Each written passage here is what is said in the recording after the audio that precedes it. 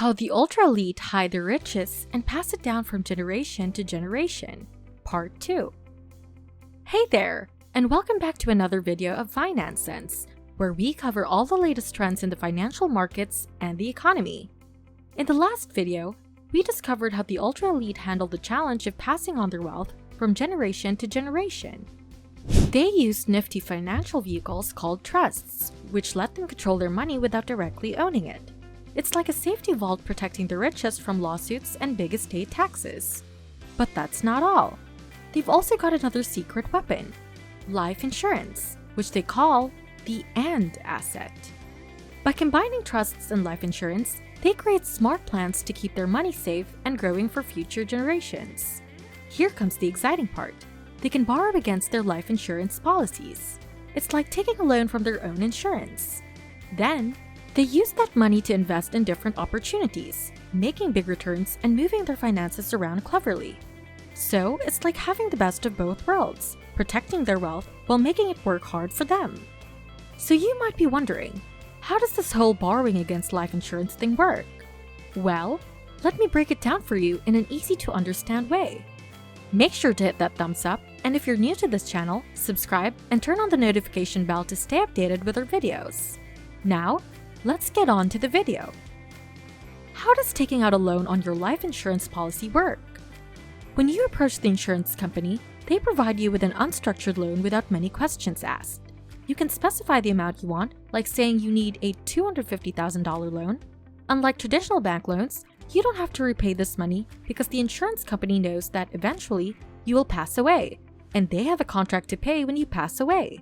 So you can use this $250 loan as you wish without worrying about repayment. When you pass away, the insurance company will pay your beneficiary the policy's death benefit minus the loan amount. The beauty of insurance loans is that they don't require you to repay them, as the insurance company is hedging both your mortality risk and the interest rate. These loans offer a more efficient way to utilize your money, and you have the flexibility to decide if and how you want to repay them, either from your legacy or while you're still alive. The loans are considered unstructured because you can determine the terms, the amount of interest paid, and whether you repay them at all since you are the contract owner. A fascinating aspect ties back to how families can use life insurance to secure their financial future. In the Rockefeller family, for example, they purchased life insurance for each generation. These policies function as a financial bank for the family. As the next generation passes away, the death benefit returns to the family trust, replenishing what was spent during their lifetime. By setting up life insurance with max-funded policies for each generation, they can use it as a bank, invest in other assets, and even have outstanding loans. When the next generation dies, the death benefit pays off their loans and continues the process, creating a compounding effect that benefits each generation. This strategy, known as the waterfall effect, ensures that every generation will be better off financially, regardless of their life decisions. It offers safety from the beginning, easy accessibility, attractive growth rates, and tax-free compounding, providing options for the future. The life insurance policy also offers protection in case of premature death or illness, as the asset keeps growing. This asset's unique benefits, control, and flexibility make it a powerful tool for building and preserving wealth, and it's essential for more people to be aware of its potential. Every family dynasty needs a family foundation to complete its structure. As your wealth grows to a significant level, you may find that you have more money than you can practically spend on personal expenses. This is where a family foundation comes into play. By creating a foundation, you can contribute some of your wealth while avoiding taxation on that money, all while retaining control over it. There are numerous advantages to having a family foundation. Firstly, it presents you as a generous and noble individual, enhancing your public image and reputation, a smart PR move. Secondly, from a legal perspective, you're only required to allocate 5% of the foundation's funds to charitable causes annually, leaving you with ample resources to employ family members and pay them generous salaries, or even fund projects that highlight your name, like buildings at universities. You might have heard stories of wealthy individuals who appear to give away a significant portion of their wealth to charities. While donations offer tax deductions, some affluent families opt for a different approach. They establish their private family foundations, which are non-profit entities under their control. By donating to these foundations, they still get tax benefits while maintaining complete control over how the money is used. This strategy enables them to strategically give away only a fraction of their wealth, while some of those donations can be used to cover the foundation's operating costs. In essence, it allows them to appear charitable while effectively managing and preserving their wealth. In summary, family foundations serve as a means for wealthy individuals and families to impact society and create a legacy aligned with their vision. Positioned at the bottom of the wealth structure, these foundations accumulate donated or allocated funds and can be instrumental in supporting charitable causes and initiatives. At the highest level, the family leader amasses wealth, which is subsequently placed within a trust.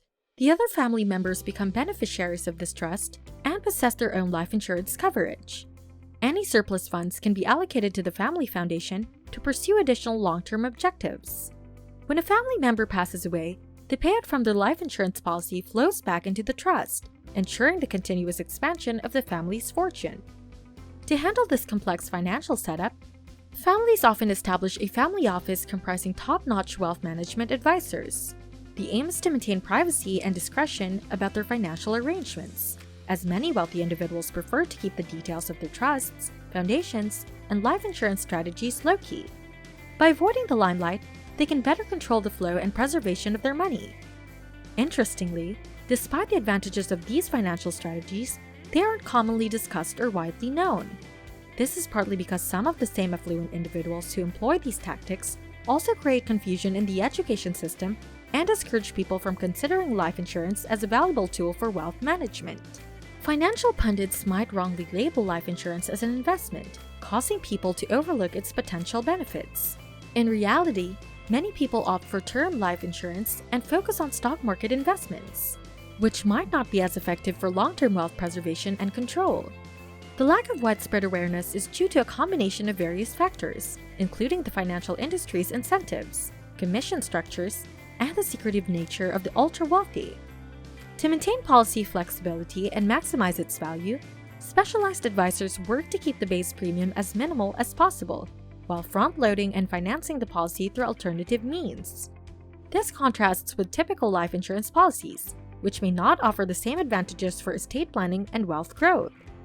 In conclusion, the methods employed by the ultra-wealthy to manage and grow their wealth involve intricate structures like trusts, life insurance policies, and family foundations. While these strategies have been instrumental in preserving family legacies for generations, they often remain less known or discussed within the broader financial industry due to various incentives and motivations. Thanks for watching today's video on Finance Sense.